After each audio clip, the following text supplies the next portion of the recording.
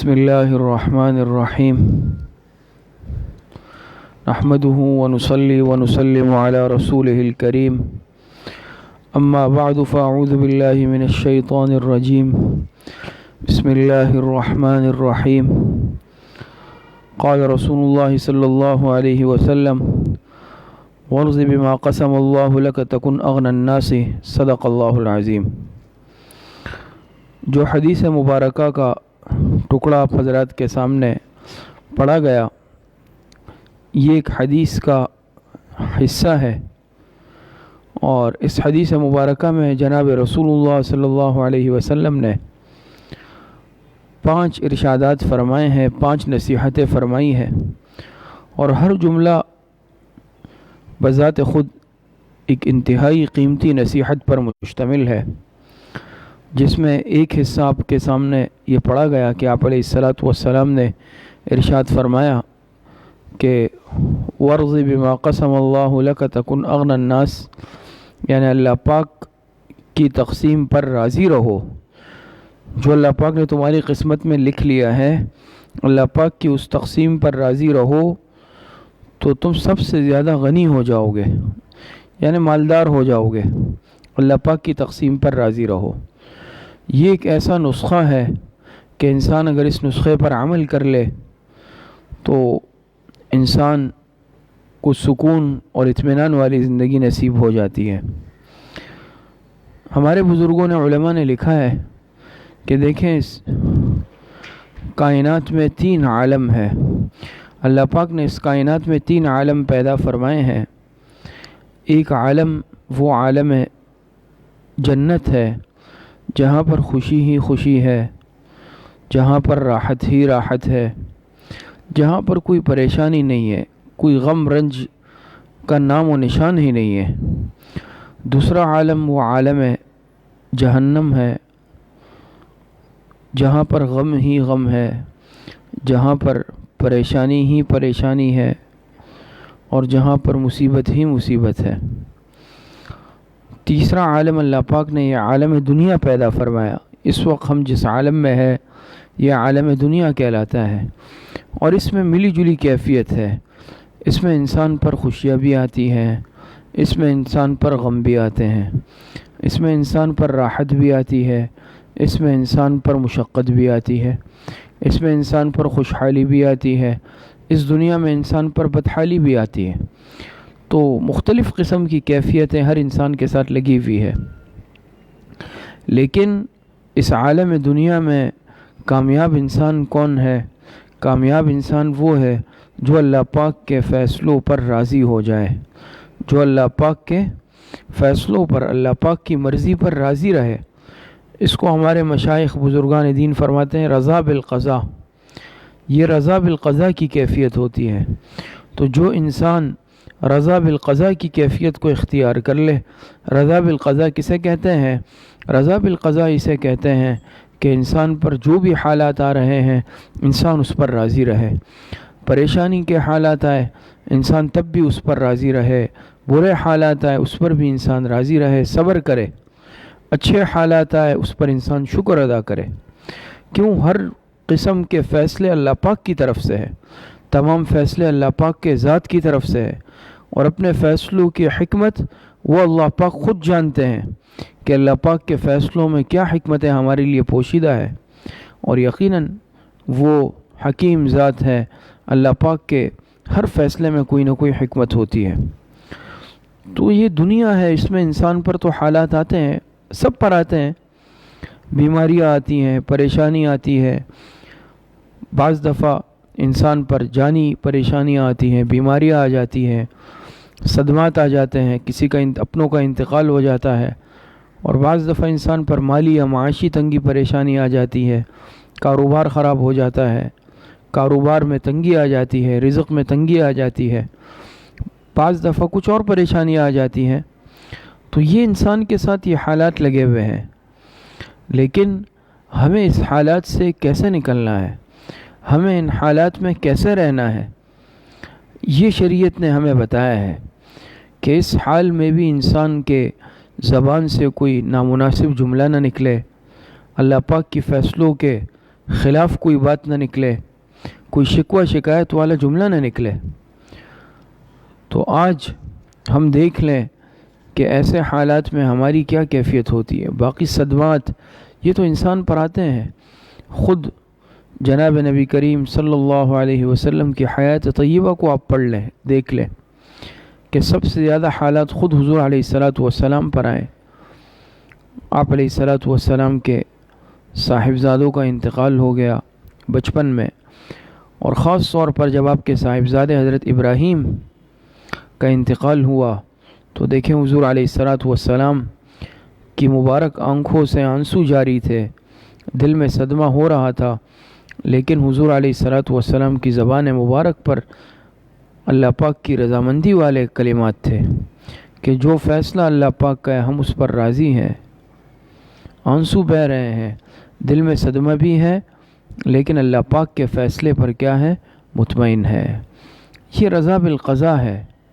تو اس میں دیکھیں، سمجھ لیں کہ حالات انسان پر آتے ہیں، تو انسان کو اگر حالات پہ، صدموں پہ رونا آ جائے تو شریعت میں رونا منع نہیں ہے، رونے کی اجازت شریعت نے دی ہے، لیکن منع کیا ہے کہ انسان کوئی نامناسب جملہ زبان سے نکالے، شکوے شکایتوں والے الفاظ منہ سے نکالے، اللہ پاک کے فیصلوں پر ناراضگی کا اظہار کرے، یہ چیز شریعت میں منع ہے، ورنہ رونا منع نہیں ہے۔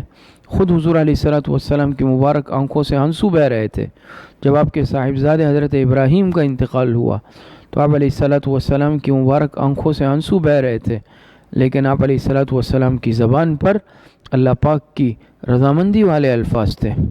تو رونا منع نہیں ہے، لیکن انسان اللہ پاک کے فیصلوں پر راضی رہے۔ حضرت ذوالنون مصری رحمہ اللہ تعالی بہت بڑے بزرگ گزرے ہیں، اللہ والے گزرے ہیں، ہمارے مشائخ نے، بزرگوں نے ان کے واقعات لکھے، اور ان کا ایک واقعہ یہ لکھا کہ کسی نے حضرت ذوالنون مصری رحمۃ اللہ علیہ سے پوچھا کہ حضرت کیسے مزاج ہیں، کیسے گزر رہی ہے، جیسے ہم پوچھتے ہیں۔ تو حضرت ذوالنون مصری رحمۃ اللہ علیہ نے جواب دیا کہ اس شخص کا مزاج کیا پوچھتے ہو، کہ کائنات میں جو ہو رہا ہے وہ اس کی مرضی کے مطابق ہو رہا ہے۔ یعنی اپنے بارے میں فرمایا کہ کائنات میں جو ہو رہا ہے وہ میرے مزاج کے مطابق ہو رہا ہے، تو میں تو خوش ہوں، آرام میں ہوں۔ سوال کرنے والے نے پوچھا کہ بھئی یہ کیسے ہو سکتا ہے حضرت؟ آج تک کسی شخص کے بارے میں یہ بات نہیں سنی اور نہ دیکھا کہ ہر کام اس کی مرضی کے مطابق ہو، چاہے وہ انبیاء اکرام علیہم الصلاۃ والسلام کے ساتھ بھی ایسا نہیں ہوا کہ جو انبیاء اکرام علیہم الصلاۃ والسلام نے چاہا بعینی ہی وہی ہو گیا، بلکہ جو اللہ پاک چاہتے ہیں وہ ہوتا ہے دنیا میں۔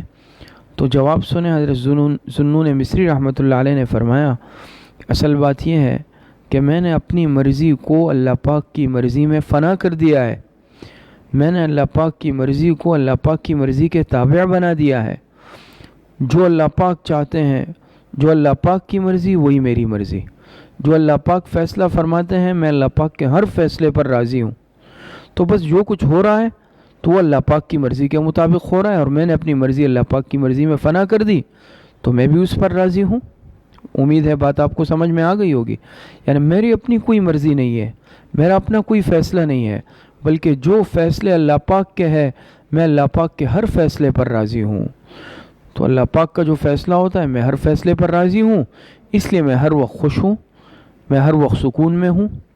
تو بہرحال عرض کرنے کا مقصد یہ ہے کہ اس دنیا میں انسان پر ہر قسم کے حالات آتے ہیں، ہر قسم کے احوال آتے ہیں، اور یہ بات بھی سمجھ لیں کہ اللہ پاک کے ہر کام میں، ہر مرضی میں کوئی نہ کوئی حکمت پوشیدہ ہوتی ہے۔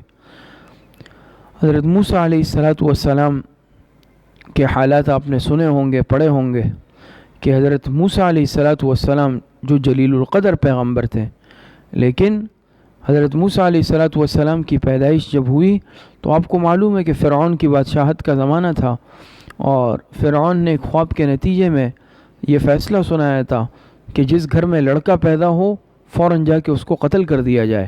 یعنی اس کو کسی نے بتایا کہ بنی اسرائیل میں ایک لڑکا پیدا ہوگا جو تمہاری بادشاہت کے ختم کرنے کا باعث بنے گا۔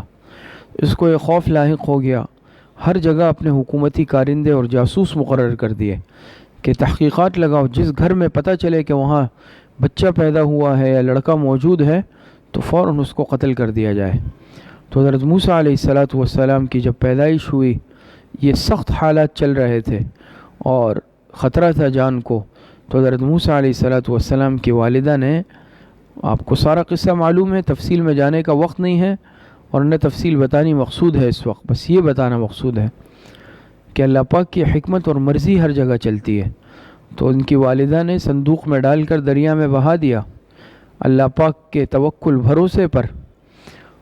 تو یہ صندوق تیرتا ہوا دریا میں گیا اور اس دریا کی ایک شاخ فرعون کے محل کے اندر سے گزرتی تھی، تو فرعون اپنی بیوی کے ساتھ اس وقت نہر کے کنارے پر کھڑا ہوا تفریح کر رہا تھا، صندوق تیرتا ہوا دیکھا، تو جب اس کو کھولا اس میں سے خوبصورت بچہ نکلا۔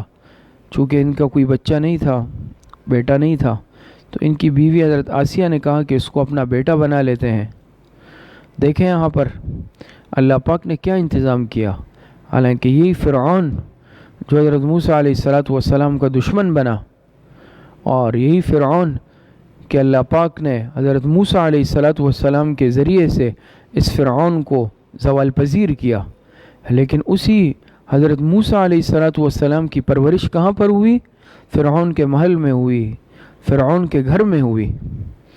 یہاں دیکھیں اللہ پاک نے اس فرعون کی آنکھیں بند کر دی، آنکھوں پر پردہ ڈال دیا، اس کے ذہن میں یہ بات نہیں آئی کہ یہ بھی ایک لڑکا بچہ ہے، ہو سکتا ہے یہ وہی بچہ ہو جو میرے بادشاہت کے خاتمے اور زوال کا باعث بن رہا ہوں۔ لیکن اللہ پاک کی بادشاہت چلتی ہے، اللہ پاک کی بادشاہت سلطنت ہے، تو اللہ پاک نے اس کی عقل پر پردے ڈال دیے اور حضرت موسیٰ علیہ الصلاۃ والسلام کو اپنے محل میں اپنی پرورش میں رکھا۔ تو دیکھیں حضرت موسیٰ علیہ السلام جو جلیل القدر پیغمبر جن کو بننا ہے، اللہ پاک نے ان کی پرورش فرعون کے ہاں کروائی، ان کی پرورش اللہ پاک نے فرعون کے ہاں کروائی۔ اور اسی طریقے سے یہ جو سامری ہے جادوگر، حضرت جبرائیل علیہ الصلاۃ والسلام کے اللہ پاک نے ان کے ذریعے سے اس کی پرورش اور تربیت کروائی۔ تو یہ اللہ پاک کا نظام ہے کہ اللہ پاک بعض دفعہ اس طرح فیصلے فرماتے ہیں ظاہراً جو ہماری سمجھ سے باہر ہوتے ہیں، ہماری عقل محدود، ہمارا ذہن محدود، ہماری سمجھ محدود، تو اللہ پاک کے فیصلے بعض دفعہ ہمارے اس محدود ذہن میں نہیں آتے۔ تو بعض دفعہ انسان جو ناسمجھ ہوتا ہے یا اللہ پاک سے تعلق مضبوط نہیں ہوتا، تو بعض دفعہ اللہ پاک کے فیصلوں پر جو ہے ناراضگی کا، شکوے شکایت کا اظہار کرتا ہے۔ حالانکہ ایک پکا سچا مومن وہی ہے جو اللہ پاک کے ہر فیصلے پر راضی رہے۔ دیکھیں حضرت یہ اللہ رب العزت نے ایک مرتبہ ملک الموت سے پوچھا، واقعہ ہمارے بزرگوں نے لکھا ہے۔ ملک الموت آپ جانتے ہیں کہ ملک الموت وہ فرشتہ ہے کہ جو انسان کی روح قبض کرتا ہے اور انسان کی روح کو جسم سے نکال لیتا ہے، انسان پر موت آتی ہے تو اللہ پاک کی طرف سے مقرر ہوتا ہے، اور جس کے بارے میں اللہ پاک جس وقت حکم دیتے ہیں یہ اسی وقت اس کی روح کو قبض کر لیتا ہے۔ ملک الموت کہا جاتا ہے اس کو، موت کا فرشتہ۔ ایک مرتبہ اللہ رب العزت نے اس ملک الموت، موت کے فرشتے سے پوچھا کہ بھئی یہ بتاؤ تمہیں کبھی جان نکالتے وقت کسی پر رحم بھی آیا ہے، ترس بھی آیا ہے، ایسا ہوا ہے؟ تو ملک الموت نے عرض کیا، اے اللہ پاک، جی ہاں، 2 افراد اس دنیا میں ایسے تھے کہ جن کی روح قبض کرتے وقت مجھے ان پر بڑا ترس آیا، بہت رحم آیا۔ اللہ پاک نے پوچھا کون؟ اللہ پاک ہر چیز کا علم رکھتے ہیں، لیکن اللہ پاک نے پوچھا تو ملک الموت نے عرض کیا، اللہ پاک، ایک دفعہ ایسا ہوا کہ کشتی سمندر میں ٹوٹ گئی اور ایک تختے پر ایک عورت تھی، اس کے پاس نومولود چھوٹا بچہ تھا، وہ تختے پر تیرتے ہوئے دونوں جا رہے تھے سمندر میں۔ آپ کی طرف سے حکم آیا کہ جاؤ اس نومولود بچے کی ماں کی روح قبض کر لو۔ اب وہ چھوٹا بچہ شیرخوار دودھ پیتا ہوا بے سہارا دریا کی موجوں پر صرف ایک لکڑی کے تختے پر، اور ماں ساتھ میں موجود ہے۔ آپ نے حکم دیا کہ اس کے ماں کی روح قبض کر لو، تو مجھے جب یہ حکم ملا، روح تو میں نے اسی وقت پر آپ کے حکم کے مطابق قبض کی، لیکن مجھے اس بچے پر بڑا رحم آیا، ترس آیا کہ اب یہ کس کے سہارے پر ہوگا، یہ دریا کی بے رحم موجوں پر ہے، اور عارضی ایک دو اسباب کے درجے میں سہارا تھا وہ بھی چلا گیا۔ اللہ پاک نے پوچھا دوسرا کس پر؟ ملک الموت نے عرض کیا کہ دنیا میں ایک بادشاہ گزرا شداد، اور اس نے دنیا میں ہی ایک جنت بنوائی اپنے طور پر۔ وہ یہ کہتا تھا کہ میں دنیا میں جنت بناؤں گا، ایک ایسے محل کی تعمیر کا حکم دیا کہ جس کی ایک اینٹ سونے کی، ایک اینٹ چاندی کی، اور اس میں دنیا کی ہر راحت اور اسباب تعیش اس نے بنایا۔ لیکن اس نے کہا میں اس میں قدم نہیں رکھوں گا اس وقت تک جب تک یہ جنت مکمل نہیں ہو جائے، یہ باغ مکمل نہ ہو جائے۔ بہت عرصے تک بناتا رہا، بڑی محنت سے اس کی تعمیر ہوئی۔ جس دن وہ باغ اور وہ محل اور جس کو وہ جنت کہتا تھا وہ مکمل ہوا، اور یہ اس کو دیکھنے کے لیے گھوڑے پر چلا، ایک پیر اس کا اس باغ میں اندر، ایک پیر باہر تھا۔ آپ کی طرف سے حکم آیا کہ جاؤ اس کی روح کو قبض کر لو۔ مجھے اس پر ترس آیا اس طور پر کہ اتنی سالوں کی، برسوں کی محنت سے اس نے اپنے لیے یہ باغ بنوایا، یہ محل بنوایا، لیکن جب یہ اس کو دیکھنے کی آرزو لے کر اس میں داخل ہو رہا تھا، آپ کی طرف سے روح قبض کرنے کا حکم آیا، اور اس کو یہ مہلت بھی نہ مل سکی کہ کم از کم اپنی برسوں کی محنت سے بنائے ہوئے اس محل کو دیکھ سکتا، اس میں کچھ وقت گزار سکتا۔ دوسرا مجھے اس بادشاہ پر رحم آیا۔ اللہ پاک نے فرمایا کہ ملک الموت یہ بات یاد رکھو کہ تمہیں ایک ہی شخص پر دو وقتوں میں رحم آیا ہے۔ یہ بچہ، یہ وہی بچہ، یہ بادشاہ جو تھا یہ وہی بچہ تھا جو جس بچے پر تمہیں رحم آیا، جس کی ماں کی روح قبض کرنے کا میں نے حکم دیا، یہی بچہ بڑا ہو کر وہ بادشاہ بنا شداد، اور اس نے دنیا میں جنت بنانے کا حکم دیا اور پھر اس کی روح قبض کر لی گئی۔ تو یہ اللہ پاک کے فیصلے ہیں، اور اللہ پاک کے فیصلے ایسے بعض دفعہ عجیب ہوتے ہیں جو ہماری اس محدود اور ناقص عقل میں نہیں آتے، ہمیں سمجھ میں ظاہری اعتبار سے نہیں آتے، لیکن یاد رکھیں کہ اللہ پاک کے ہر حکم میں، اللہ پاک کے ہر فیصلے میں حکمت پوشیدہ ہے۔ تو بعض دفعہ انسان پر حالات آتے ہیں، انسان سمجھتا ہے کہ یہ شاید میرے ساتھ ہی ایسا ہو رہا ہے، لیکن آپ کو معلوم نہیں ہے۔ حدیث میں آتا ہے، آپ علیہ الصلاۃ والسلام نے ارشاد فرمایا، اشد الناس بلاء الانبیاء ثم الامثل فالامثل، کہ دنیا میں سب سے زیادہ بلائیں اور آزمائشیں وہ انبیاء اکرام علیہ الصلاۃ والسلام پر آتی ہیں، پھر جو انبیاء سے جتنا زیادہ قریب ہوگا اس پر اتنی زیادہ آزمائشیں آتی ہیں۔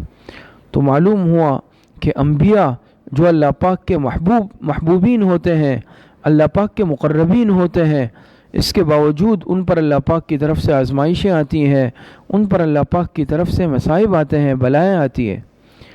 تو یاد رکھیں کہ یہ اللہ پاک کی طرف سے ہے، اور اللہ پاک کے جو جتنا قریب ہوتا ہے اس پر اتنی زیادہ آزمائشیں آتی ہیں۔ تو اللہ پاک کے ہر فیصلے میں جو ہے کیا ہے، حکمت ہے۔ حالانکہ اللہ پاک چاہے تو انبیاء تو اللہ پاک کے مقربین ہیں، ان کے سر میں بھی درد نہ ہو، معمولی سی پریشانی بھی نہ آئے، لیکن حدیث میں ہے کہ سب سے زیادہ مصائب اور آزمائشیں انبیاء پر آتی ہیں، اور پھر اس کے بعد جو انبیاء سے جتنا زیادہ قریب ہوگا، یہ اللہ پاک کی طرف سے حکمت ہے۔ بعض انبیاء، حضرت زکریا علیہ الصلاۃ والسلام، بعض اور انبیاء، آرے سے ان کو دو ٹکڑے کیا گیا، حضرت یوسف علیہ الصلاۃ والسلام کو جیل میں ڈالا گیا، حضرت ابراہیم علیہ السلام کو آگ میں ڈالا گیا، حضرت اسماعیل علیہ الصلاۃ والسلام کے لیے قربانی کا حکم آیا۔ تو دیکھیں آپ کیسی آزمائش ہے۔ حضرت ایوب علیہ الصلاۃ والسلام پر بیماریاں آئیں، سخت قسم کی بیماریاں، اور اللہ پاک کی طرف سے حکم آیا، گھر کی چھت گر گئی، سب بیوی بچے اسی وقت جو ہے دنیا سے چلے گئے۔ ایسی آزمائشیں انبیاء پر آتی ہیں۔ حضرت یونس علیہ الصلاۃ والسلام مچھلی کے پیٹ میں رہے، اسی طریقے سے اور انبیاء پر بڑی آزمائشیں آئیں۔ خود جناب نبی کریم صلی اللہ علیہ وسلم، سرکار دو عالم صلی اللہ علیہ وسلم پر کتنی آزمائشیں آئیں، آپ کو معلوم ہے۔ بچپن میں آپ کے والد کا، اسی طریقے سے آپ کی والدہ کا انتقال، تو والد ماجد اور والدہ ماجدہ کا تو انتقال، والد ماجد کو تو آپ نے دیکھا بھی نہیں، اور والدہ کا بھی بچپن میں انتقال، پھر دادا کا انتقال، پھر چچا کا انتقال، ظاہری اسباب اور ظاہری سہارے اللہ پاک نے لے لیے۔ یہ بات ہو رہی ہے جناب نبی کریم سرکار دو عالم صلی اللہ علیہ وسلم کی۔ آج ہم پر ذرا سی پریشانی آتی ہے، ہم گلے شکوے کرتے ہیں، اللہ پاک کے فیصلوں پر اعتراضات کرتے ہیں۔ تو تو حضور علیہ الصلوۃ والسلام پر یہ احوال ہے. پھر مکہ جو آپ کا مولد تھا، آپ کا مسکن تھا، آپ کا آبائی وطن تھا، اس سے آپ کو نکال دیا گیا، آپ کو جو ہے زبردستی مکہ سے نکالا گیا. آپ علیہ الصلوۃ والسلام کو اپنے وطن سے نکالا گیا. طائف میں آپ علیہ الصلوۃ والسلام پر اوباش نوجوانوں نے پتھر برسائے، آپ کے نعلین مبارک خون سے بھر گئے، لیکن آپ نے بد دعا نہیں فرمائی. آپ علیہ الصلوۃ والسلام کی صاحبزادیوں کو طلاق دے دی گئی صرف توحید کی دعوت کے جرم میں. تو کیا حالات نہیں آئے. صاحبزادوں کا بچپن میں انتقال ہوا. حضور علیہ الصلوۃ والسلام پر تو بڑی آزمائشیں آئیں. تو یہ اللہ پاک کی طرف سے ہوتی ہے. اللہ پاک اپنے مقربین اور محبوبین کو آزماتے ہیں. اللہ پاک ان پر جو ہے اس طرح کے حالات لاتے ہیں. تو جو ایمان والا پھر جتنا ایمان میں مضبوط ہوتا ہے اس پر اللہ پاک کی طرف سے آزمائشیں آتی ہیں. تو حالات انسان پر آتے ہیں. ان تمام باتوں کے عرض کرنے کا مقصد اور خلاصہ یہ ہے کہ حالات آئیں گے، اچھے حالات بھی آئیں گے، برے حالات بھی آئیں گے، لیکن ایک ایمان والے کے لیے شریعت کی طرف سے کیا لایا عمل دیا گیا، کیا طریقہ بتایا گیا. مصیبت میں صبر، خوشحالی میں شکر. تو ہمیشہ ایک ایمان والا صبر اور شکر کی کیفیت میں اپنی زندگی گزارتا ہے. اچھے حالات میں ہمیشہ شکر ادا کرتا ہے، کبھی اچھے حالات میں سرکشی نہیں کرتا، آپے سے باہر نہیں ہوتا. آج ہماری مصیبت یہ ہے نا کہ ذرا سے اچھے حالات آئیں پھر ہم آپے میں نہیں رہتے، تکبر پر اتر آتے ہیں، ظلم پر اتر آتے ہیں، بغاوت پر اتر آتے ہیں، گناہوں میں فوراً لگ جاتے ہیں. ذرا سی خوشحالی آتی ہے، اچھے حالات آتے ہیں، اللہ پاک کی نافرمانی کرنے لگتے ہیں. جس ذات نے ہمیں وہ مال دیا ہوتا ہے، راحتیں دی ہوتی ہیں، ہم اسی ذات کی نافرمانی کرنے لگ جاتے ہیں. اور جب مصیبت پریشانی آتی ہے تو کیا ہوتے ہیں؟ صبر نہیں کرتے. واویلا، آہ فوا، ناشکری کے الفاظ اور اس جزا فضا کے الفاظ ہم کہنے لگتے ہیں، مایوس ہو جاتے ہیں، اللہ پاک کی رحمت سے مایوس ہو جاتے ہیں. لیکن ایک ایمان والے کے لیے یہ تعلیمات نہیں ہے. ایک ایمان والے کی کیا کیفیت ہوتی ہے کہ جب اچھے حالات آتے ہیں شکر کا دامن نہیں چھوڑتا، اللہ پاک کا شکر. قرآن کریم میں اللہ پاک ارشاد فرماتے ہیں لئن شکرتم لازیدنکم، اگر تم شکر ادا کرو گے میں نعمتوں میں اضافہ کروں گا. تو معلوم ہوا کہ شکر اللہ پاک کو پسند ہے، شکر اللہ پاک کو پسند ہے، لیکن شکر گزار بندے بہت کم ہیں. قرآن کریم میں اللہ پاک ارشاد فرماتے ہیں وَقَلِيلٌ مِّنْ عِبَادِيَ الشَّكُورُ، بہت ہی کم بندے میرے شکر گزار ہیں. تو آج یہ کیفیت بھی ہم سے نکلتی جا رہی ہے. نعمت آتی ہے تو بجائے اس کے کہ اس پر اللہ پاک کا شکر ادا کریں، ہم کیا کرتے ہیں؟ اس کے غلط استعمال شروع کر دیتے ہیں. مال دولت آتا ہے، ہم اس کا غلط استعمال شروع کر دیتے ہیں، نافرمانی والے کاموں میں پیسہ لگانے لگتے ہیں، گناہوں کے اندر مبتلا ہو جاتے ہیں، اللہ پاک کو بھول جاتے ہیں. اور جب سخت حالات آتے ہیں اللہ پاک کی طرف سے، پریشانیاں آ جاتی ہیں، کوئی مصیبت آتی ہے، تو بجائے صبر کرنے کے، بجائے اس کے کہ اللہ پاک سے مانگے، اللہ پاک سے تعلق مضبوط کرے، اللہ پاک کی طرف رجوع کریں، ہم اس حالات میں کیا کرتے ہیں؟ نا امید ہو جاتے ہیں، نا شکری والے کلمات کہتے ہیں، نا امید ہو جاتے ہیں. آپ نے سنا ہے بعض لوگ کہتے ہیں کہ بس مجھ پہ ہی حالات آتے ہیں، شاید میں ہی ملا ہوں اللہ پاک کو، نعوذ باللہ العیاذ باللہ. اس طرح کے کلمات باقاعدہ کہے جاتے ہیں، جو بعض دفعہ تو اتنے نازک اور خطرناک کلمات ہم کہتے ہیں جس سے ایمان کے سلب ہونے کا خطرہ ہوتا ہے. تو اس میں احتیاط کریں بہت زیادہ. تو یہ حالات اللہ پاک کی طرف سے، میں نے عرض کیا نا، انبیاء کرام جو سب سے مقدس ہستیاں ہیں اس روئے زمین پر اللہ پاک کی طرف سے، ان پر کیسے حالات آئے ہیں. خود ہمارے نبی کریم جناب سرکار دو عالم صلی اللہ علیہ وسلم، میں نے عرض کیا آپ پر کتنے حالات آئے، حالانکہ آپ سے زیادہ محبوب اللہ پاک کو کون ہو سکتا ہے. اللہ پاک کو سب سے زیادہ محبوب ہمارے نبی کریم صلی اللہ علیہ وسلم، لیکن آپ پر حالات آئے ہیں. میں نے عرض کیا والدین کا سایہ سر سے اٹھا، دادا کا، چچا کا، ظاہری اسباب، رشتہ داروں نے آنکھیں پھیر لی، جان کے دشمن ہو گئے اپنے قبیلے والے، شہر سے نکال دیا، طائف میں پتھر برسائے، آپ کو مجنون کہا گیا، آپ کو شاعر کہا گیا، آپ کو ساحر کہا گیا، آپ کو کاہن کہا گیا، العیاذ باللہ، آپ کو طعنے دیے گئے، آپ کو جھٹلایا گیا. لیکن جناب نبی کریم صلی اللہ علیہ وسلم نے صبر کا دامن نہیں چھوڑا، آپ نے دعوت دینا نہیں چھوڑی. تو تعلیمات نبوی، تعلیمات پیغمبر کیا ہے؟ تعلیمات پیغمبر آج یہی ہے ہمارے لیے کہ ہم بھی مشکل حالات میں صبر کریں گے. جو بھی حالات آ جائے، کوئی صدمہ آ جائے، کوئی پریشانی آ جائے، مالی پریشانی آئے، جانی پریشانی آئے، کوئی صدمہ آ جائے، تو اللہ پاک کے ساتھ تعلق کو مضبوط کرنا ہے اور اللہ پاک کے فیصلوں پر راضی رہنا ہے. رضا بالقضاء کی کیفیت پیدا کرنی ہے.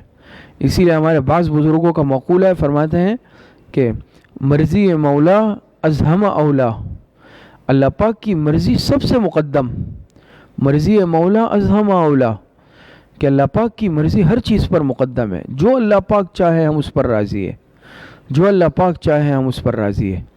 تو اللہ پاک کے فیصلے ہیں، اور جو نیک لوگ ہوتے ہیں، اللہ والے ہوتے ہیں، آپ ہمیشہ ان کی زبان سے یہی سنیں گے. ان پر اگر کوئی بڑے سے بڑا صدمہ آئے، حالات آ جائیں، پریشانیاں آئیں، ان کی زبان پر ایک لفظ ہوتا ہے، اللہ پاک کی مرضی، اللہ پاک کی مرضی ہے. تو اللہ پاک کی مرضی میں راضی رہنا سیکھیں، رضا بالقضاء کی کیفیت اپنے اندر پیدا کریں.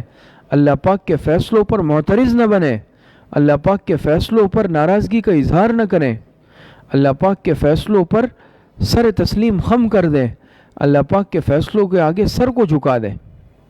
حضرت ابراہیم علیہ السلام کو خواب میں دکھایا گیا کہ اپنے بیٹے حضرت اسماعیل علیہ السلام کو ذبح کر رہے ہیں. دیکھیں اللہ پاک کی طرف سے تھا خواب، اور تھا بھی خواب میں. اللہ پاک وحی کے ذریعے بھی بتا سکتے رہے، علماء نے اس میں نقطہ لکھا ہے، لیکن خواب میں دکھایا. حضرت ابراہیم علیہ السلام تعویل بھی کر سکتے تھے کہ یہ تو خواب ہے، اس کا کوئی اور مطلب بھی ہو سکتا ہے، لیکن کوئی تعویل نہیں کی، کوئی اعتراض نہیں کیا، کوئی تحفظات پیش نہیں کیے. ہاں، بلکہ اپنے بیٹے سے کہا کہ اس طرح میں نے خواب دیکھا ہے، آپ کا کیا خیال ہے؟ انی ارا فی المنام انی اذبحک فانظر ماذا تری. وہ بھی تو پیغمبر کے بیٹے تھے اور پیغمبر بننا تھا. انہوں نے کیا جواب دیا؟ یا ابت افعل ما تؤمر ستجدنی انشاء اللہ من الصابرین. بیٹے بھی کہہ سکتے تھے میرا کیا جرم ہے، مجھے کس جرم میں ذبح کیا جا رہا ہے، یا اس کی یہ تو خواب ہے. بیٹے نے یہ نہیں کہا، بیٹے نے کہا یا ابت افعل ما تؤمر، اے ابا جان آپ کو جو حکم ہوا ہے آپ اس پر عمل کریں. آپ کو اللہ پاک کی طرف سے جو حکم ہوا ہے آپ اس حکم کو پورا فرمائیں. ستجدنی انشاء اللہ من الصابرین، انشاءاللہ آپ مجھے صبر کرنے والوں میں سے پائیں گے. یہ اسوہ پیغمبری ہے، یہ اسوہ نبوی ہے، یہ پیغمبرانہ تعلیمات ہے، یہ انبیاء کا طریقہ کار ہے. اللہ پاک کے احکامات کے آگے سرنگوں ہو جانا، اللہ پاک کے احکامات کے آگے سر جھکا دینا، اللہ پاک کے ہر فیصلے پر راضی ہو جانا، اور اللہ پاک کے فیصلوں پر عدم رضامندی کا اظہار کرنا، ناراضگی کا اظہار کرنا، اللہ پاک کے فیصلوں میں تعویلات، یہ شیطانی عمل ہے، یہ ابلیسی عمل ہے. آپ دیکھیں نا، آدم علیہ السلام کے آگے سجدے کا حکم دیا اور تمام فرشتوں کو حکم دیا اسجدوا لآدم فسجدوا الا ابلیس ابا واستکبر وکان من الکافرین. تمام فرشتوں نے سجدہ کیا، تمام فرشتوں نے حضرت آدم علیہ السلام کے فسجد الملائکۃ کلہم اجمعون، تمام کے تمام فرشتوں نے سجدہ کیا. کلہم کی تاکید، اجمعون کی تاکید، ملائکہ خود بھی جمع کا لفظ صیغہ ہے، پھر کلہم اجمعون، سب فرشتوں نے کیا. لیکن کس نے نہیں کیا؟ مستثنا کون تھے استثنائی؟ الا ابلیس، ابلیس نے نہیں کیا، ابا انکار کیا، واستکبر تکبر کیا، وکان من الکافرین، اور وہ تھا ہی انکار کرنے والوں میں. تو یہ میں عرض کر رہا تھا کہ اللہ پاک کیا، اور پھر کیا اس نے ایک لاجک پیش کی، فلسفہ پیش کیا. خلقتنی انا خیر من خلقتنی من نار وخلقتہ من طین، میں آدم سے بہتر ہوں. کیوں؟ مجھے آپ نے آگ سے پیدا کیا، ان کو مٹی سے پیدا کیا. ظالم نے یہ نہیں سوچا حکم کس ذات کا ہے، حکم اللہ پاک کی ذات کا تھا، حکم کس ذات کا ٹوٹ رہا ہے یہ نہیں دیکھا، تو راندہ درگاہ ہو گیا. اللہ پاک نے ذلیل و رسوا کر دیا قیامت تک کے لیے. یہ اللہ پاک نے فرمایا فخرج منہا فإنک رجیم، نکل جاؤ اس جنت سے، تم مردود ہو. تو یاد رکھیں آج بھی یہ دونوں قوتیں دنیا میں موجود ہے. ایک قوت کیا ہے؟ ایک شیطانی قوت ہے، دوسرا ایک شیطانی قوت ہے اور دوسری قوت کیا ہے؟ وہ انسانی قوت ہے، وہ اسلامی قوت ہے، وہ ایمانی قوت ہے۔ تو یہ معرکہ شیطان کا اور نفس کا مسلسل مستقل انسان میں چل رہا ہے، لگا ہوا ہے۔ شیطان چاہتا ہے کہ انسان سے صبر کی کیفیت ختم کر لیں، انسان سے شکر کے جذبات کو ختم کروا دے، لیکن انبیاء اکرام کی تعلیمات یہ نہیں ہے۔ انبیاء اکرام کی تعلیمات کیا ہیں کہ اچھے حالات میں شکر کرنا سیکھ لیں، برے حالات پر صبر کرنا سیکھ لیں۔ اللہ پاک صبر صحیح عمل کی توفیق عطا فرمائے۔ وآخر دعوانا ان الحمد للہ رب العالمین۔ دعا فرما لیں۔ الحمد للہ رب العالمین والعاقبۃ للمتقین والصلاة والسلام علی خیر خلقہ محمد وآلہ واصحابہ اجمعین۔ ربنا ظلمنا انفسنا وإن لم تغفر لنا وترحمنا لنکونن من الخاسرین۔ اے اللہ ہمارے صغیرہ کبیرہ ظاہراً باطناً چھوٹے بڑے ہر طرح کے گناہوں کو معاف فرما دے۔ اے اللہ جتنی لغزشیں کوتاہیاں ہوئی ہے اللہ پاک سب کو معاف فرما دے۔ ہماری دعائیں اپنے فضل و کرم سے، فضل و رحمت سے اپنی بارگاہ میں قبول فرما دے۔ وصلی اللہ وسلم علی نبینا محمد وآلہ واصحابہ اجمعین برحمتک یا ارحم الراحمین۔ ہر اتوار